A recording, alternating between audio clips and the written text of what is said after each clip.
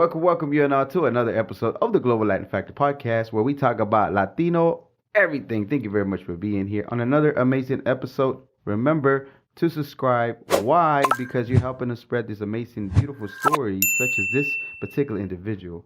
A very honored, very privileged. I know she hears it all the time, but you got to understand when you're growing in the 90s and some of your high school peers are kind of claiming a click of this, click of that because of getting your hair dyed and everything because of a particular crew, and then hearing the songs and hearing them on your car and every party you go to, that's the songs are playing. Man, that's a privilege. We have today a legend in her own rights, half Mexican, half Italiana, from the legendary Salty Water Records and Dope House Records.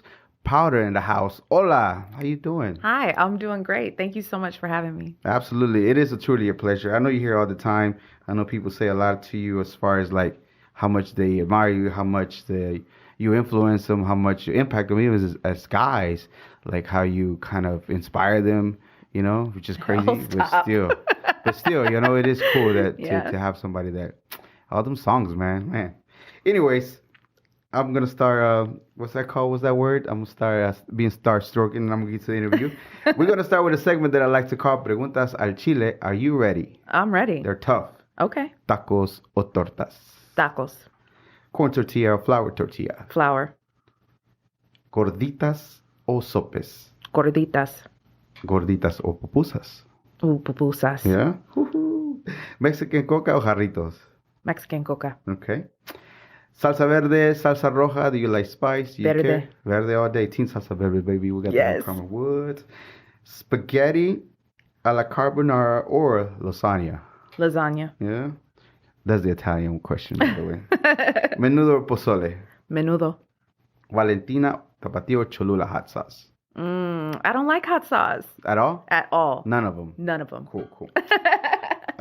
Okay, so cumbia dancing, salsa dancing? Cumbia. Cumbias? Yes. Okay. A conspiracy theory that you heard one time, that when you heard it, you were like, that has to be true. No way, that's not true. What would that be? It has to be true? Yeah, like you like, that's got to be a real deal. That's a hard one. That is a hard question. Because most of them I'm like, The one that you think is the closest that you've gotten to maybe being a real deal. What could that be? That the government was hiding the fact that we had aliens and they had already discovered them, and now we found out that it was true. They be lying to us. But you know, sometimes us as people, we're not ready for the truth. We say we are. I know that there's other beings out there. Right? I just know it. Right? You know, There's no way it could just be us. Yeah. When you hear the word Latino, Latina, what's the very first thing that comes to mind? Pride. Pride? Awesome. Okay, so let's get to your interview. Again, I think a lot of people know who you are. I think a lot of people know how you started your career. But I have just a few more questions about that. Okay. So you're Mexican and Italian. Yes. So your dad is Mexican. Yes. Was he born in Houston in the area, or he came over from Mexico? No, he was born in Texas. He was born in Brownwood. It's like in kind of West Texas area. Yeah. Was his whole family like being here forever when this used to be Mexico that you know of, or that they actually came from somewhere in Mexico? As far as I know, because we don't know too much that goes. We don't know, how far back it goes. But even his dad was born in Texas. Awesome. So it's probably Mexico. Yeah. It's always been like Mexico. Yeah. What about your mom's Italian? You said, right? But you're not too much into the culture as far as no, not really. Really? No. Do you know what part you were from? Her family from Italy? I don't. Really? I don't. And a lot of the history of her family is unknown. Her mother was killed when she was a baby. So there's a lot of things that we don't know about all of her, what is going on there as far as DNA and everything. There's a lot we don't know. That's cool. Have you ever tried to do an ancestry to see what region in Italy you're? Yes. Well, and I have it, so I'll have to look it up. But it winded up being a lot smaller than I thought it would be. Really? Yeah. And then I had like some Creole in there that I was surprised to see. Yeah. That's pretty cool. Okay. So let's start with your career. As I remember, you used to be a dancer. You like dancing more than rapping. Rapping wasn't even a thing that you wanted to consider. You used to even back back dancer? How do you what background, is the word? like Background dancer? Yeah, background dancer. For Johnny Z and all that. Yes. Yeah. So how did you get into the dancing part? Who influenced you in that area? I just always liked to dance. Yeah. Yeah. And when I started hanging around musicians and everybody, they were like, well, we need a dancer for this video, or we need a model for this video. And I kind of just slipped right in there, and I was like, I can do it. Were you doing it in school or anything like that? Any training at all whatsoever? No. You just naturally know how to dance? Yeah. That's dope. Maybe that's tied to your previous ancestors too. Maybe some belly dancers or something like right. that. Okay. So, and then after that, how did the artists start finding you that they need somebody? Did you just know people that are kind of famous already off the bat, or what? Well, not really, but when I, a friend of a friend had introduced me to the guys from Salty Water in Galveston. So I met them, and they introduced me to SPM at a show that they were doing together. And then it just kind of like snowballed from there. I started hanging around all of them, and, you just start meeting everybody. That's cool. So what is the first? So I remember you used to be in a relationship with Pancho. Did that come first before you became actually a member of the record? No. So that was after. Yeah. So they brought you in. Did they had the conversation? How did the conversation go with Pancho as far as you being in a song? Man, it was a lot of conversations. it took a lot of time. Like I met him, and we were in the studio, and I was playing on the piano, and we were singing a little bit and vibing, and he got my number, but he didn't come at me like that at all. He just was interested in my mindset. I could tell. He would call me and just talk to me for hours, and just trying to figure me out, trying to feel me out, trying to see like where my head was. Yeah. And we talked on the phone a lot. We hung out a lot before it was finally kind of like, look, you want to come, do that. You want to be a part of it. Yeah. And then, what made you want to agree to it? I mean, I know there was no interest of you, no dreaming of you being a rapper, an artist, anything like that. What did he say that made you want to, okay, let me give it a shot? Honestly, I just liked everybody. I liked everybody. It felt right. It felt like I fit in. It felt like family. And I like doing it. I like to, I've always sang since I was real little, so singing came to me naturally. So it just seemed like a good fit. That's awesome. Tell me how did it feel to be in the studio recording yourself and hearing you for the first time? Amazing. Yeah. There's nothing like it. Yeah. There's nothing like it. Nothing like it ever. No. What is your process for making songs, if you don't mind me asking? A lot of people like to hear the beats. Yeah. I think you're more of a beat picker and then go into it and write to it. I don't know if you like to write. I don't know if you just like to go off the dome and maybe just what's it called, tap in? How do you like to do it? I'm definitely a writer, but I like to vibe. I like to get in the studio with like-minded people, listen to beats, and just vibe and come up with ideas for the song. Like, what's the song going to be about? Vibe to that. Once we figure out what the song's going to be about, then I just need like some focused time to write. I always have to smoke. That's just part of my process. Yeah, of course. It helps the creative juices flow. So I'd smoke something and write. Yeah. So the very first song, remind me again, what was the very first song you recorded with Salty Water? Very first song was a song called Muévele with Chuck Stilley. Yeah. Yeah, Muévele. And it did come out. Everything, it was released and everything? Yeah. How did the crowd react? How did you feel like? Because I remember interviews that were doing way back in the days where people were talking about you, like, so Powder, this and that, and you were like super swagged out, all that. Already knew how to. You looked like you were already trained for like media training and everything. So you was chilling the seat, talking about, I got a record coming out. But how did it feel to be known, like recognized that you were like made songs and you were kind of like an artist now? It's always been crazy to me. And, a lot of people tell me, they're like, man, you're just a natural when it comes to like being behind the camera or being in front of a camera or doing an interview or doing a show. It always just all came very natural. Okay. I don't know where it came from. It's just in me. Yeah. Do you think any of your family influenced growing up, something like that kind of environment or whatsoever, or not really? Well, my mom put me in piano lessons. Yeah. And my sister was very into theater, and I was always into theater too. I really deep down want to be an actress. That's like my end goal. But yeah, I think that had a big influence on me musically. I always had music in my life, always. And then we have the novelas always playing.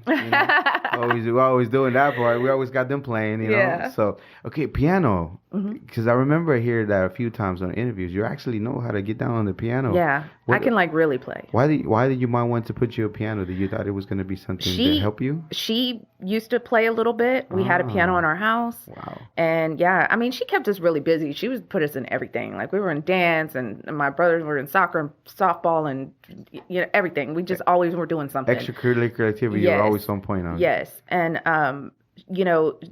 each sibling kind of just dropped off, but I stuck with it. Yeah. I stuck with it because I liked it. All right. So fast forward, you get with Salty Water. What is the biggest record will be Nasty Girl? Yeah, probably. And how big do you feel like it got? And how huge was it? And what was the biggest crowd that you ever got to perform? And you kind of sort of got the feeling like, damn, I'm a rock star. Definitely the Joel Carmona car show that he had one year. They said, and I don't know if this is true, but they said it was like 30,000 people. I don't know if that's true because I don't know if that place can hold that, but it was packed. The arena was packed. But yeah, that was probably the biggest show. And then I didn't realize how big it had gotten until years later, when people would come and be like, man, you're a Powda? Like, my friends in Colorado are like your biggest fans, or my friends in, my cousins in Arizona know you. They can't believe I know you. And my people in Cali know you. And then I did features with a girl in New York. Like, I didn't realize that it had hit everywhere. I got features from Florida from that, New York, Cali, like it hit everywhere, and I just didn't know it for a long time. Well, y'all hitting out of state, because I know the run was maybe like about a year or so, or something like that, maybe 2 years. About 2, yeah. About 2 years. Yeah. And did y'all ever get to go out of state to do some shows, or just stay mostly here in Texas? No. You could really tour here in Texas. Oh man. And stay busy. Yeah, and we did every city in Texas. I feel like, but yeah, we never got out of state. Yeah. We were probably headed on our way there, but we never got there. Yeah, it just shortly fell off. Okay, Yeah. So as you shared before. You got in a relationship with Pancho V. Things started not working out. It started getting a little, how would say, abusive. Yeah. I remember the word you said. Yeah. So after that, you exit out. Yeah. At that time, whenever you already met Carlos, SPM, Yeah. and then you started talking again, what was the conversation like with him to try to bring you in? Well, I mean, yeah, we were still very close. We saw each other and talked all the time. And, when it was over, and I was done with them, because I tried to go back. Even though I had left, I did try to go back, and they, pretty much it was like, he was like, no, this is not, we're not doing anything. So once I realized that it was really over, I talked to Carlos and just told him about it, and that I was just letting him know, like, hey, it's over, I'm not with Salty Water anymore. And it was just instinct to him. He was like, well, come over here. So you're trying to go back just to do the business, just to be the artist and be part of the label, or? Yeah, because we had a single coming out, Take It Off, which was on Lone Star Riders, and it was big. Like, we knew it was going to be huge on the radio, and I just wanted to go back and be part of it, because I was hearing like they were trying to take me off of it, and I'm like, man, you can't do that. Like, let's see this through, Yeah. And no, he didn't want to. So You didn't want to. no, I think they took me off of one version of the song Yeah. and tried to put other people on there. So let me ask you this: why did you want to be part? You weren't getting compensated at that time, right? I mean, I'm No. pretty sure. I don't know exactly how the payment worked. If I didn't get anything, nothing. at all. Nothing at all. Not Like, even your daily expenses at all. Because No. y'all were in a relationship, right? So you figure he should have taken care of you some way. No. At all? No. Wow. But I, when I finally started to get Powda shows, I would get paid for that, but he would still take a chunk of it. But I would still get but it had to be somebody calling and saying, I want to book Powda, which of course, I mean, come on, who's going to say that? We've got all these songs together. So it's always lifestyle shows. It's always like that. Yeah. But a couple of times I did get Powda shows. So I would get paid for those, I did a portion anyway. Yeah. You get paid well at that time? I mean, it was okay. Shoot, hey, money's money. Yeah. Especially when you do what you love, right? Yeah. So when did you realize that it was something that you really love? When was it that you actually realized, man, I really love this? Like, even though I never done it before, maybe I know I danced maybe at the house, play some piano, but like, where's the like? I think the first time I heard one of my songs. Yeah. Like, the first time I was able to like jam it in the radio. I mean, like jam it, in my car on the radio, like just be able to listen to myself. That's when I really knew. I was like, okay, this is it. Does it feel, how some people, artists, sometimes it feels like a little cringy to listen to themselves at all? Not at all? For you? Some things, yes. Because not every song is a hit, Yeah, of course. So, And I didn't even like Make It Hot when I first did it. I didn't like it. I was like, this ain't. And everybody's like, no, this the one. And I'm like, no, but it winded up being huge. You wanted to be a huge. Yeah. That's dope. Okay, so I get with Carlos now. Fast forward, and you start literally sign a contract now up front. Yep. Signing bonus. Yep. So now you're really doing it. How does it feel to get money? Like finally. Oh, I was like, man, it was night and day. Yeah. How they treated me at Salty Water and how I was treated at Dope House was night and day. Wow. Dope House was respectful. They paid me, now I didn't get royalties for anything. They don't, and I think that was part of like a problem. I know a lot of artists were upset, like they don't really do the royalty, like the publishing part and all that.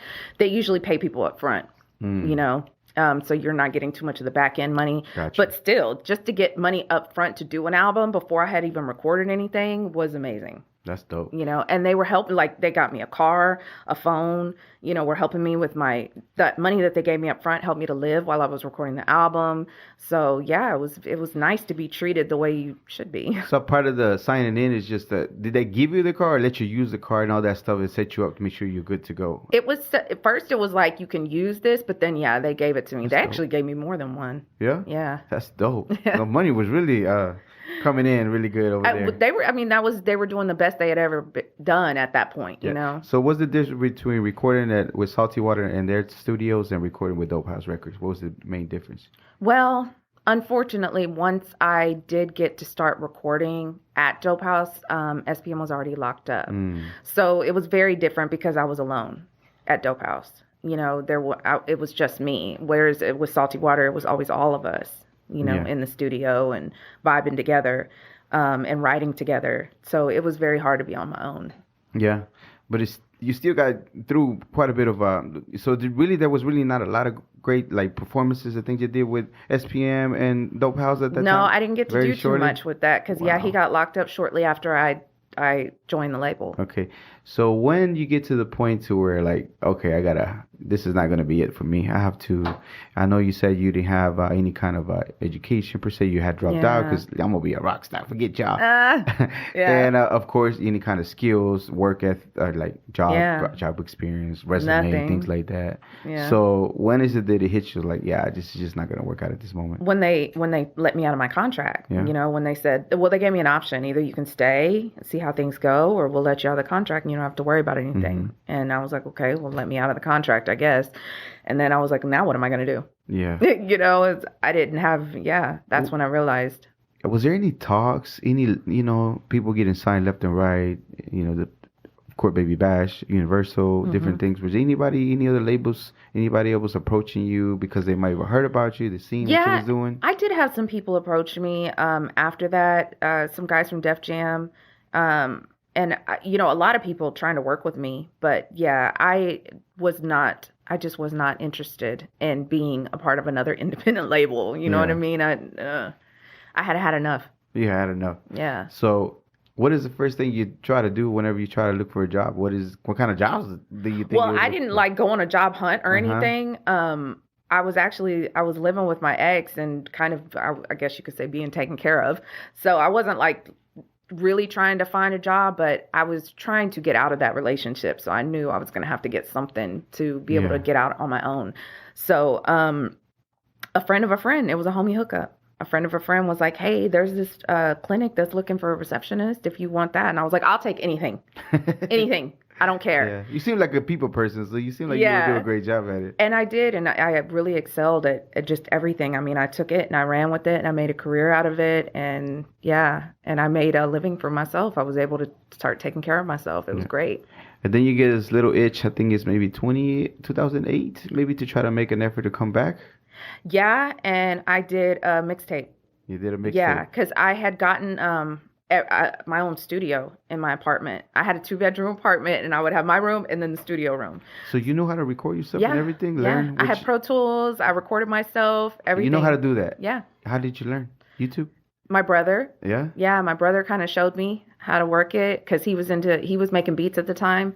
Yeah, so he showed me how to work it. So was he giving you some of the beats that you were using for some of the mixtape, or where were you getting your beats from I at that actually time? online. Yeah. I was just strictly getting them online. So it was just like I wasn't fucking with nobody. It was just me and what I was doing. Were you learning about the game at that time? Did you already know that you needed to have like maybe exclusive beats? You needed how to distribute your music. I don't know if at that time you were able to already put it out, maybe CD Baby or whatever the other ones are, to try to distribute your music. No, I No? still didn't know a lot of that. Yeah. Now I knew I needed to sign up for like ASCAP and Yep. things like that. I had learned that. Publishing. Yeah, but I didn't know, no, none of that. And so when it came out, it didn't do too well because I didn't know how to promote it or anything like that. And I didn't have a team. What was your role at that time? You just you just did the project, put it out. Did you get it? You did everything, mix, master, everything? Or No, I got some people, the old producers from Dope House to help me with that. Okay, so you got it all nice and packaged. Yeah. But you just don't know really how to roll it out. Didn't know how to roll it out. Didn't know what to do.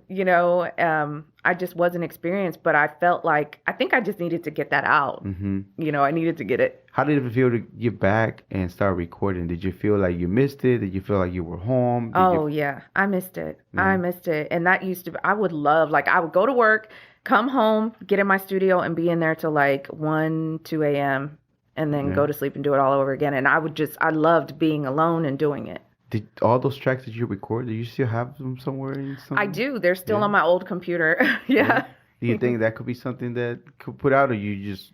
Maybe. Yeah. I mean, they could probably be recycled in some way. Yeah. That'll be dope to hear some of the stuff you have. I mean, that means you got a lot of work. Oh yeah. Yeah. And I actually have a producer from Dope House that hit me up and said that he's gonna start looking through old hard drives to try to find the stuff I did over there too. That's what I hear. Because it never came out. There was a missing hard drive. Was that because the feds came take it, or you disappeared No, the hard drive, or what? they said that the computer crashed or something. But all of a sudden, maybe just. Yeah. How do you feel about that? It makes you feel kind of strange, right? That it just the crashing now is kind of come to life. Yeah. I'm not trying to cause any controversy. What I'm saying. How Well, does it do that? the bottom line is either way they would have owned it. Yeah, that's You true. know what I mean? They would have owned it, and I knew that when I left. I was like, well, there's that album. But if they're out, yeah. Yeah.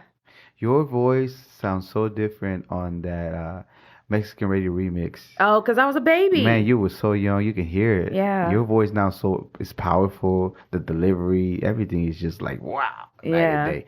Okay, fast forward.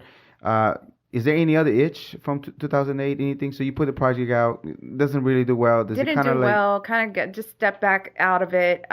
In 2013, I got back in again, and that's when I actually hooked back up with Pancho V. To the guy that was, I think, managing him at the time. His name is Art, and he saw me out and was like, "Man, you need to come back." And he's like, "I'm working with Pancho. You need to come back." And I'm like, I You don't sounded know. gel at that time, right? Yeah. 2013. Yeah, he had just been out, I think, maybe a year or two. And I was like, all right, I'll think about it. Because, it had been so long since all that happened. I forgave him. Yeah, of course. I'm not about holding on to shit. So I was like, all right, we'll see what's up. Went and met up with him. He had some tracks already in mind that he, I guess, wanted a girl on. And I did them, and they were fire. And I was like, yes, let's do this. We're back.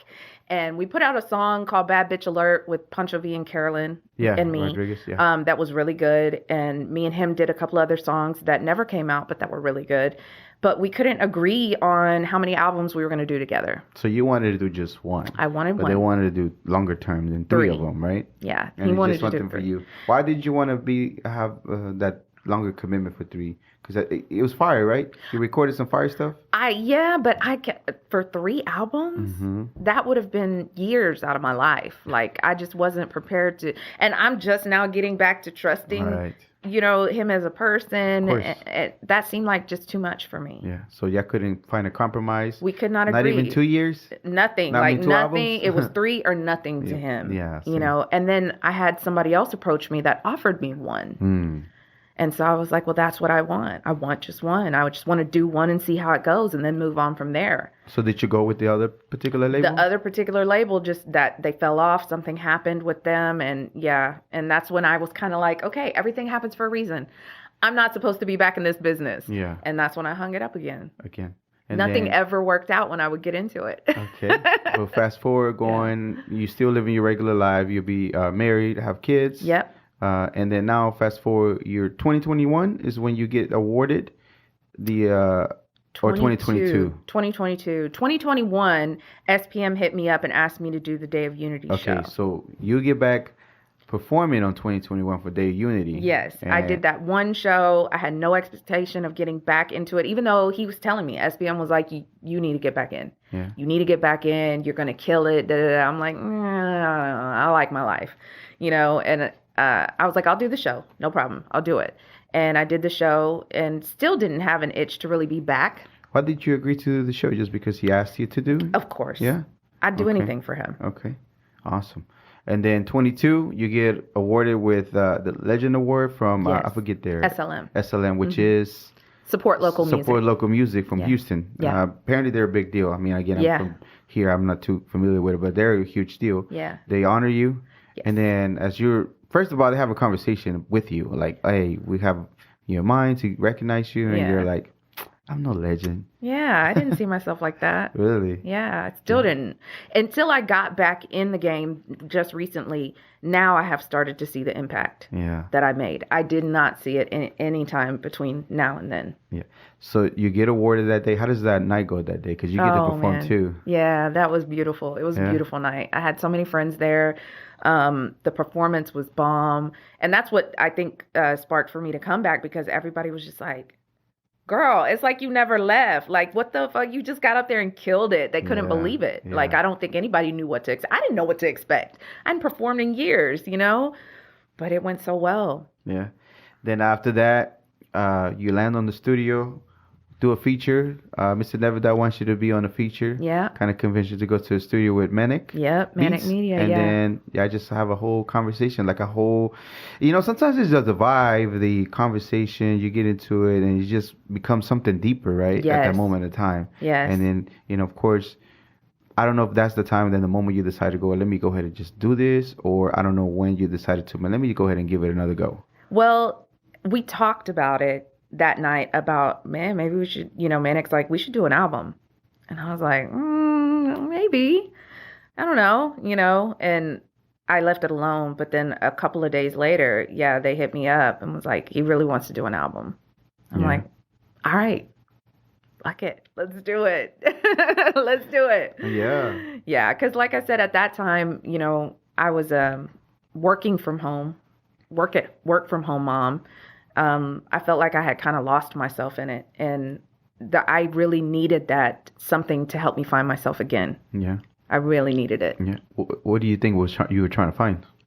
I needed to find who I was. Yeah. I had lost myself in motherhood. Yeah. You don't feel like you anymore. You're just like this slave to these kids, that are just, they need everything from you. And I was with them all day by myself, so I had really lost myself. What have you found so far as being into who you are? Oh man, everything. I found my spark. I got my spark back, my everything, the fun of my life back. Now my life is, and not to say kids aren't fun. They're fun, and we have lots of fun. Very interesting little drunk individuals sometimes running around. Yeah. Drunk little people. Yeah, and they're fun, but I had lost a lot of just my spark. Yeah.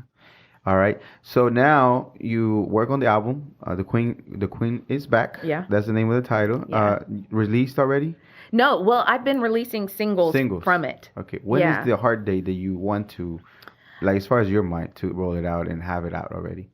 All I can say is that I want it out by the end of the year. I can't put a date on it because I am making sure that I'm releasing a video with every single. So it's a lot of work. Yeah, it is a lot of work, but so much goes into it that you cannot predict when that is going to be able to release. You know what I mean? How do you feel about, I know there's been a few interviews that I talked about it. I think it was the one with my boy David in the house. Yeah, TDM. Shout out them damn Mexicans. TDM. Appreciate you. By the way, I'm sorry I didn't give you your props. Thank you very much for connecting us. I'm super glad that you're here. I went blank. I don't know why. I think something kicked in. How do you feel about, because I heard on that same conversation, people the attention span is so short. Yeah. Like right now, just went somewhere else. Mm-hmm. And then people are releasing shorter songs. Yeah. People are releasing EPs, not really full blown albums. Yeah. Do you want to still do the album part and with videos and everything? I don't know how many tracks do you have in mind? 13 tracks. 13 tracks. Yeah, and the reason I decided to release it the way I am was just because I was just getting back into the game and I was starting from zero because I had no social media. I was not on social media, nothing. I was like, I need to get my following back. How do I get my following back? If I just put out an album, nobody's going to listen to it. Nobody knows I'm here. So I need to just build up that hype. So I was like, I'm just going to do singles off the album and let everybody know I'm here. You know, come back, come listen, come follow. So that's why I decided to do it like that. Once I think I'm going to have maybe 3 to 4 songs that haven't been released when I do finally release the whole thing. Awesome. You know what I mean? Yeah. I like the, so I don't know when the actual remix happened for the 1 in a Million, the EDM version. Was that way before you even started beginning to dive back in? I think he did it a long time ago. Yeah. And when I got back in, he hit me up, he emailed me and was just like, Powda, I did this 1 in a Million remix a while back and I just wanted to send it to you. And I heard it and I was like, dude, what would you think about releasing that? I love it. It's dope. I like it. It's dope. And I've always wanted to do something that different like that. And so, he was like, yeah, I'm all about it. So we did it. You wanted to experiment with different sounds? Different sounds. Do you want to do that on this album? I remember hearing the beats are a little bit throwback, a little bit. You get nostalgia from some of the sounds that you picked out as far as the beats. Yeah. And of course, your delivery. Why did you feel like you gotten better, or you just got more confident, or you just still have it and never lost it as far as whenever you started recording? Because it sounds like all of the above. Everything. Of course, you were younger, right? Yeah. You were 18 years old, 19 years old, 20 even. And then now you just sound. I was telling somebody like, man, her confidence, her delivery, you can tell. It's like I'm telling you, like you look like you somebody that got trained, but you just naturally just good. Yeah. So how did you feel? Where does that come from? Were you practicing in your shower? Tell me the truth. Were you practicing in the car driving to work, like going through all these stuff, motions and stuff? No, and that's crazy. And it really shocked me how I got better. It did. I was like, I can't believe I can still write easily and come up with hooks easily. And I couldn't believe that my delivery was so strong after all these years of not practicing, like literally shunning it away from myself. Like, I'm not going to do this. So it was a surprise to me, and that's why I give it to God. It has to be Him touching me with it, because where else would it come from? Yeah. Are you a fan of punching in at all whatsoever? You just have to write something. Have you ever try to freestyle some stuff in there and see how it goes? I don't like the freestyle thing. I don't want to say the first thing that comes to my mind. You know what I mean? I want to think about it. I want to take my time. I want to rewrite a verse 3 or 4 times if I need to. You know what I mean? To make it perfect. Yeah. That's just my personal. So it's deep whenever you get into writing. Sometimes you just don't like the first version and just switch it up a little bit. Sometimes depending. Yeah, and I don't always just want to go with the first thing I put out. Now, some people can do that, and hey, kudos to them, and some people can make it sound great when they're doing it. That's just not my style. All right. So before the end of the year, you still have more videos, and eventually you'll have a date for the whole project to be released. Yes, it's definitely got to come out before the end of this year because I want to release 2 more singles. Yeah. And then release it. So it shouldn't take me that long to get these 2 done. Yeah. How you because I realized that a lot of the people that you grew up, that we grew up, as far as listening to you, but even the younger generation, the younger artists, Crystal Poppin, Anna Mays, different ones are really embracing you, know who you are or know about you. Yeah. Even OT, Mexican OT, and even Peso. I think he was somehow he has ties to Dope House. I can't remember which way. Yeah. So even them, he has ties to Salty Water too. His dad used to. Yeah, his dad, Peso's dad was part of our. Really, he grew up with all those guys. Get out of here. Yeah, so he was around all the time. And when I saw his dad, I didn't realize that they were related at all. And who was his dad again? His name is Mario. And what was his artist name? He was the artist, right? Or he was just management? Oh, man, I can't remember if he had an artist name. I just remember it was something like that, right? Yeah, but I saw him at a Dope House show that we were doing, and he was like, yeah, this is my son. And he was a huge deal, and I hadn't been in the game, so I didn't know who he was. But he winded up being a big fan. Yeah. So how does it, whenever you come out and come back, I know you had videos with Baby Bash and y'all had like conversations and stuff like that. I know. How does it feel for you to be able to, I think to me, he is like out of Dope House, besides SPM, the biggest thing that ever happened. And I'm talking about just numbers in general. Platinum absolutely. records, left and right. Yeah. And a lot of mainstream just in general. Yeah, just he's a hit maker. He's just a hit maker. I think maybe he just doesn't get the credit or the embrace that he's like one of the dopest artists because he didn't do like the hardcore rapping type of stuff. Well, but you know what? He don't need any of that because his shows, the proof is in the pudding. His shows show exactly who he is. Yeah. Shows that I've done for like hosted for him and stuff sold out. Yeah. People know the lyrics. Everything. Ladies go crazy. Yeah. It's just freaking awesome. Yeah. So how does it feel have those conversations with him whenever you're here now and just, you're doing it again, getting back in the game? The blessing is not lost on me. I know it's a blessing. Yeah. To be accepted back into this game as I was a huge blessing. And like I said, that's why I give it to God. I know it was him that put everything in motion. Does it shock you a little bit that the younger folks know you, like younger generation? Oh yeah. When Crystal knew who I was shocked. I was like, you look way too young to know who I am. And she laughed and she was like, no, my tias used to listen to you. Yeah. I was like, oh, okay. Because that makes sense. You shouldn't know me. Yeah, you should have known by none of these songs that we talked about. Yeah, but it's super catchy too, right? It was so crazy because like when I asked, I was like, man, I'd really like to do a song with you. And she was like, it would be an honor. Yeah. To hear that from somebody like her that like I could tell she was killing it in the game. She's still killing it. Yeah. It was an honor to me. I was like, wow, this is amazing. How amazing and how blessed am I that I get to come back into this game and I get recognition from people like her and Bash and, everybody in SPM and all these huge people that have been doing it for so long. And they're just like, oh, we're so glad you're back. Yeah, that's true. Yeah. That's awesome.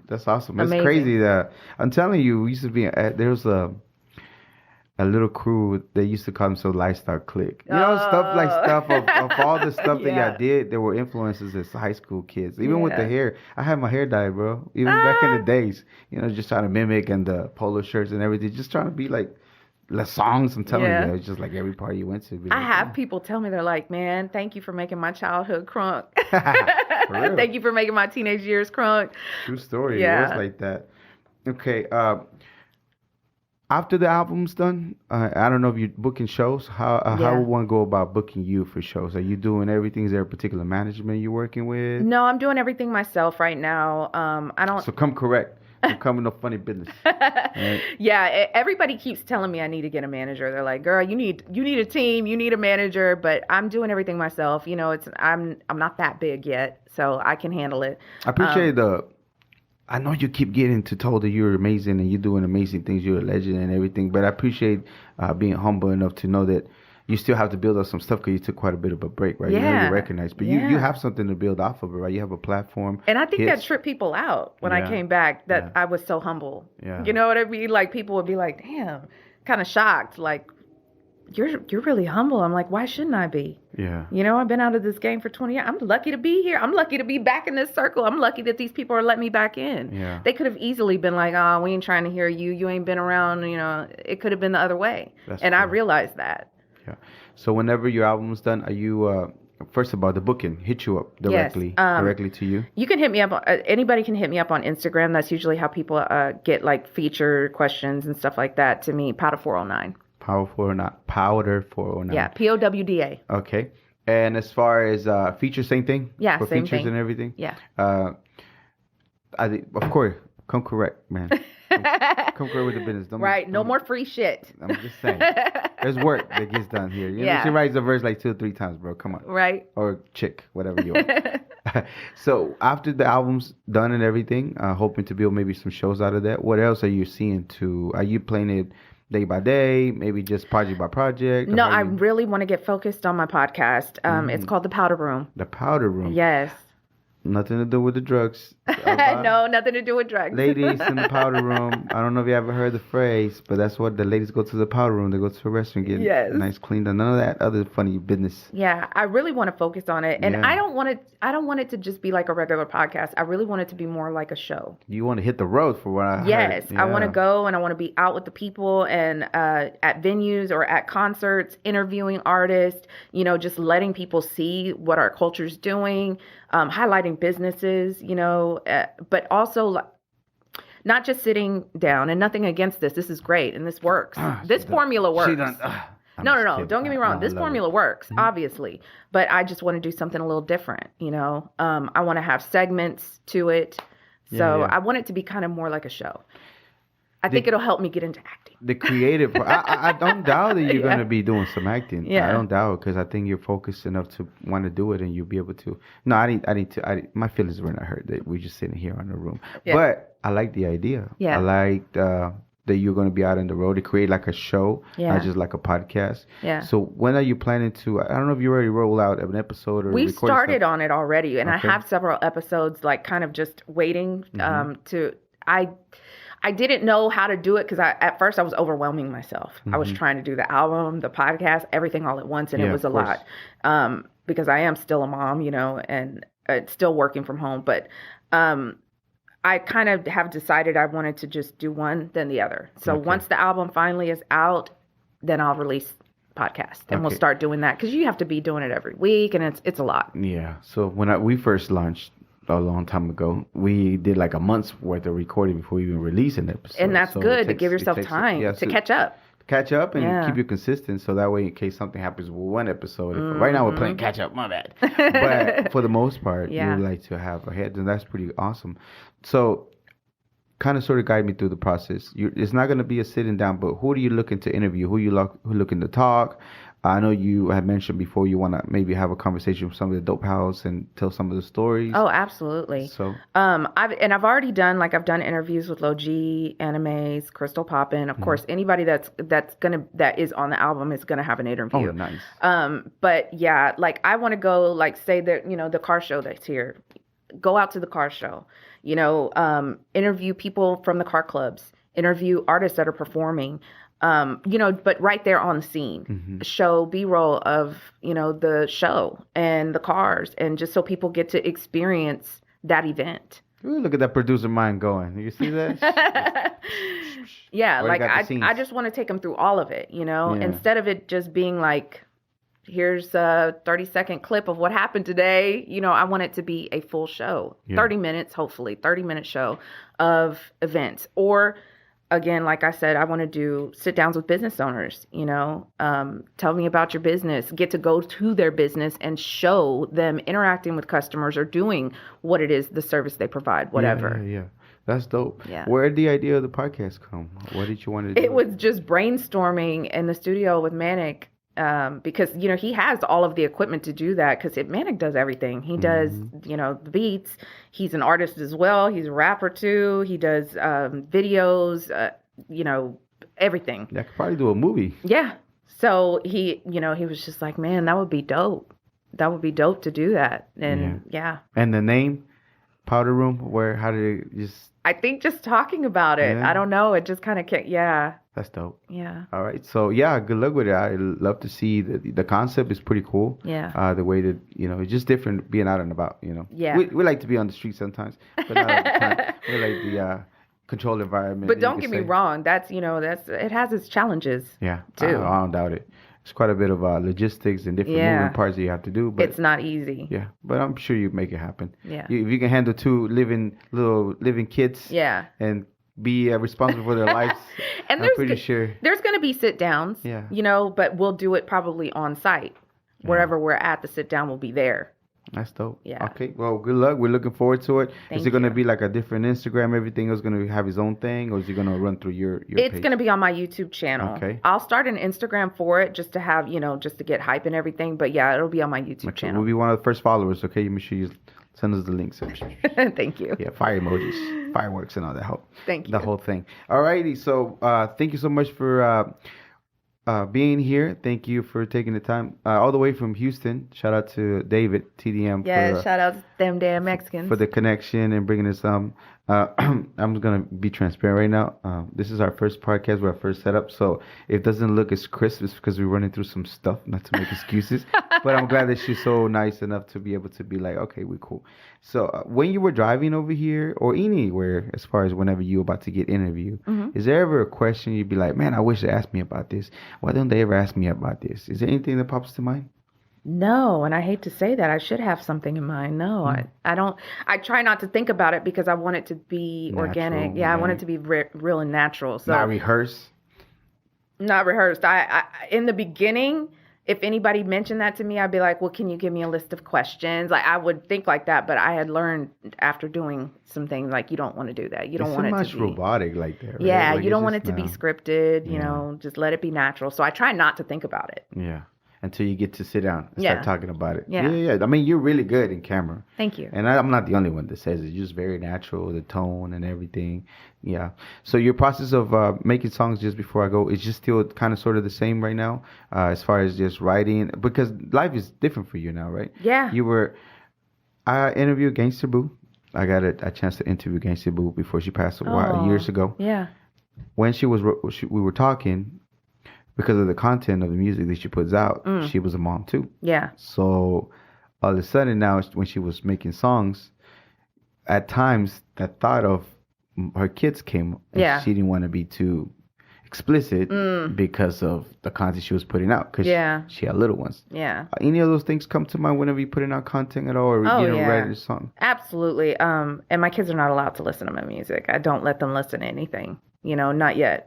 They need to grow up some, and then maybe they'll be able to listen to it. I'm sure they'll sneak and listen to it when they get a little bit older or whatever. But I'm trying to keep it from them for right now. Yeah. I don't want them to listen to anything that I do and think that it's okay. Yeah.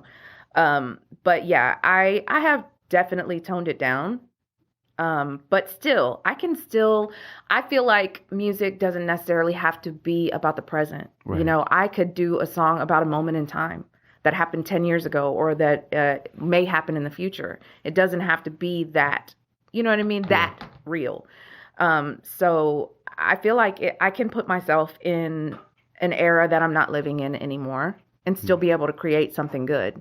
You like to do mostly about real life and real situation, real experiences, or do you like to storytell maybe some fictional stuff, or mix it up a little bit? Mix it up. Yeah, because not like I said, I just did a song, about like an interaction with a man in a club. I'm married. Obviously, that's not going to happen. You know what I mean? But it's still real to me because it's something that happened years ago. Back in the days, in the club. It happened years ago, and it's still relatable to me. Like I can take myself back there and still make good music about something that happened that obviously is not going to happen now.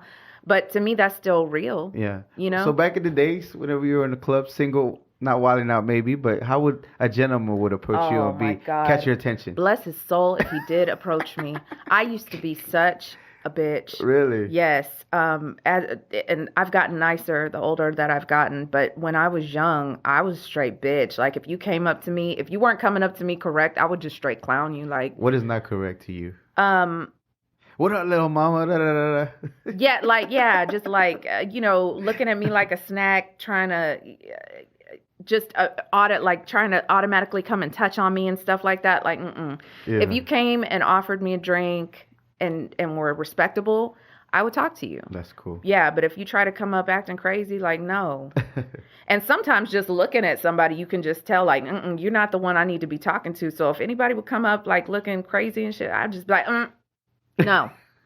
And just, thank God I'm not like that anymore, but so that was the young me. Stay off the DM. Ladies married. Oh, my gosh. Yes, please stop. Because I just don't even respond. You get a lot? Oh, every day. Every day? Every day, something. And it's just... Explicit pictures, too? Not explicit pictures, no. But, like, and some people just don't stop. It's just like, hey, hey, beautiful, hey, beautiful, hey, beautiful. How many times you going to do that and I don't respond and you keep doing it? Like, really? Consistency is key. Oh, my God. I get so tired of it. But yeah, I'm like kidding. guys asking me, are you married? Yes. Oh, that's too bad. As if. It's not bad. It's good. Right? It's good. But yeah. I'm the lucky one, not him. Well, he's the lucky one too. No, I'm the lucky one for sure. Hey, my husband's amazing. I don't doubt it whatsoever. Shout out to Mr. Powda. Whatever. Shout out to Mr. Right. Mr. Right. Yes. All right, we're running out of time. Thank you so much again. I can't thank you enough for being here. Man, just driving. You didn't have to, but appreciate the just being here in general. I really do truly appreciate it. Again, I can't mention how many times your songs were like all the time playing, and I can't wait to see the things that you're gonna be putting out with your new swag, with your new way of storytelling, getting even better at what you're doing, and how much people are really embracing you and really supporting you and pushing you to. There's still only a handful of Latina or Mexican artists that are putting in work they're known for, and we need to change that because we have the numbers, Latinos, Hispanics, we have a lot more numbers to be able to put people. Of course, you got your Cardi B's and things like that, but you got your Snow the Product's been working forever. They should be known for more mainstream. Yeah. You got your Crystal Poppins and different female artists just in general. They're super good. They're amazing. Super talented, right? Yes. And I think we should be able to have a bigger presence in hip hop because we've been there for the culture. We're one of the largest consumers of the product. So we should have that right to be able to have some of the top artists because we have super talented individuals like yourself. We got to get back to where the radio is supporting us. Yeah. You know, and I know radio kind of obsolete in some aspects. People would think not everybody listens to it, but that's how I got my start. Yeah. You know, the radio supported us and played our music. Yeah. When that stopped, a lot of the advancement of what we were doing stopped. Yeah. Any kind of support. I mean, the radio is still going to be radio. Yeah. Satellite, whatever, you know, but yeah, we need people playing us. Yeah. And in addition to the podcast and the album, is there any other projects that you're working on at the moment? No, but if anybody's hiring actresses, holla at me. Yeah, she wants to act. I want to act. I want to be in a movie. She's going to act. Believe me, she's going to act. And I believe she should be able to play the part, whatever you need. I can see you as a villain. Oh, yes. Yes, I'd be It's hard to play the good character. You always got to be crying. I mean, no, I'd be a good villain. Yeah. I can see that. I'll take you back to the club. Scene, thanks. Any shout outs that you have? Man, shout out to the fans. Shout out to the fans. Thank you so much for the support and for embracing me when I came back. Like, thank you so much. And thank you for all the stories you guys tell me about, you know, how I influenced your life, how I made you want to do music or whatever the case is. Thank you. Just thank you so much. What is an important lesson that you learned doing music at your earlier career that you tell your younger self that will help somebody else out? What would that be? Do your research. Do your research. And get your business straight. Yeah. Yeah. Otherwise. And professionalism is very important. Yeah. I mean, otherwise you will never have ownership when you do music, right? Whenever you leave it to somebody else that can dictate that for you. Okay. Normally, sometimes during the week, during the day, I wake up and I say something along the lines, so I'm not immortal. I am mortal and I will die one day. And that's not to terrify me, to scare me. And it's not my original thought. I heard it from somebody else. But it helps me realize that I'm not here forever. It helps realize my mortality. It helps me realize to hurry up and do stuff, right? Yeah. With that, I wish you a long, prosperous life. Thank you. After everything's said and done, what do you want people to think and feel about your life? I just want them to remember that I was a good person. That's what I want. I want people to remember that I was a good person with a good heart, and I'll be happy with that. Yeah. How do you maintain being a good person? Because that comes with just love. Consequences sometimes, right? It does. People want to take advantage of it. Right? Absolutely. And I've been taken advantage of my whole life, but I don't care. I'm not going to stop loving. I'm not going to stop being a loving person. Yeah. I approach everything with love. Okay. Awesome. Amazing. Even my haters. Yeah. I don't know. I still love y'all. Keep watching. Help us with the views. I do. Thank you. Yeah. Again, when he told me, we had something else scheduled, but he told me you were going to be, I'm like, oh yeah, absolutely, please, let's do it. let's do it. Yeah. You know, and because again, to me, I felt like I know that you influence a generation of people, and even the younger ones that know about you. I'm learning and, that. Yeah. Just to realize that you were able to do that at that time, and you continue to just. I think you were having a conversation with Jay Bass about just being a regular person and just just regular life, nowhere to be, nothing. Yeah. And that's kind of cool. But somewhere in there, this little flame just doesn't let you stop to be one to do things, you know? Yeah. Whether maybe not for the recognition of people, but maybe just to be able to put stuff out and be creative. Yeah. Whether the podcast, acting, or music, right? Yeah. So I think with that, I think that's part of most likely the reason why some people.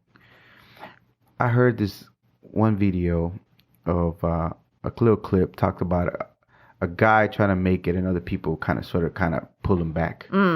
And he still went through it and was successful. I think a lot of people feel like that with yourself and different people, that maybe they see themselves in you because they don't want to take the steps to be brave enough to do that. And they're going to pull you back. But at the end, whenever you get to make it, they're cheering you on because they're one powerful enough, they one brave enough to take those steps that you're taking, you know? Yeah. So that's amazing. Thank you. And with that, without a doubt, Powder, you are a global Latin factor. Thank you so much for being here. I appreciate your time. Thank you so much. This was another episode of the Global Latin Factor podcast. Remember to subscribe right now. Don't be playing. Maybe this camera's working. I don't know which one it is. But anyways, remember to subscribe.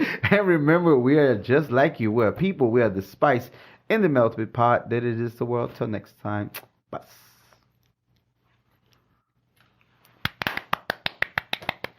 Thank you so much. Good job. Sorry, my hands are so sweaty. Oh, I'm the same way. Good job. Appreciate it. Thank you That so was much. great. Thank you very much for checking out this episode of the Global Latin Factor podcast. Make sure you go and subscribe to the channel and check out one of the other episodes that we have prepared for you. Thank you very much. Till next time.